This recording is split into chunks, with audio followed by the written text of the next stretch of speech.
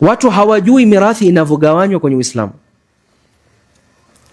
Kiherehere, nasema hiyo Kiswahili ambacho kinajulikana.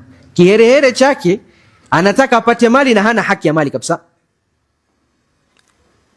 Mithali moja, tuseme kuna mzazi baba, akona mke ama wake wawili, tuseme akona watoto na akona wazazi wawili na akona mandugu.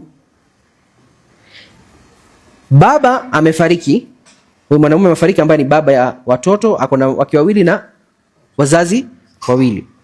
Na nani wengine? Ana mandugu zake pia. Ndugu zake hawana haki hata shilingi moja kuchukua katika mali yake.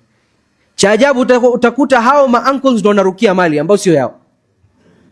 Haikuhusu, si haki yako, ni haramu kwako. Sasa watoto wakikupatia kama zawadi, shukuru Mungu.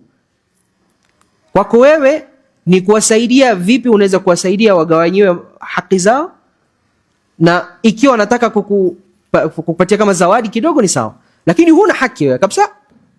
Kwa sababu gani? Huyu alofariki akona watoto, akona wake ama mke na akona wazazi. Wewe unakuwa mahjub.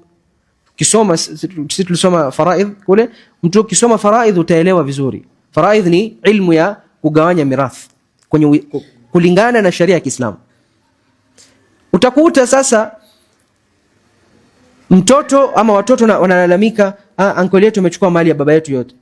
Kivipi? Unajua babangu alikuwa kuna manyumba, alikuwa na ardhi huku na nini. Baba alipofariki ali change jina, ile change of user sio nini, kwa jina lake. Kama nani? Si haki yako. Mtume sallallahu alayhi wasallam anasema mtu yoyote atakayechukua ardhi ambayo sio yake, siku ya kiyama atabebeshwa zile ardhi 7 kwa ile kiwango aliyokiiba. Mnaelewa inamaanisha nini?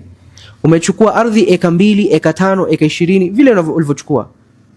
Ardhi 7 ya eka 20 utabebeshwa kwenye mgongo wako siku ya kiyama. Kwa sababu ulichukua ardhi ambayo si yako. Na watu wanarushana mirathi hivi na hivi, hawajali. Yote ni kwa sababu ya nini? Akona hasad, anaona huyu mimi nastahili kupata na watoto wangu wanastahili kupata. Si yako, ni si haki yako. Watafutie watoto wako. Ndugu yako labda alifanya kazi, alhamdulillah Mwenyezi Mungu amempatia baraka, ni familia yake inafaa kupata. Wewe kama hawa watoto walilelewa vizuri, watakupatia na zawadi kama mjomba wao, lakini si lazima kwao kukupatia, na hawapati dhambi kutokupatia.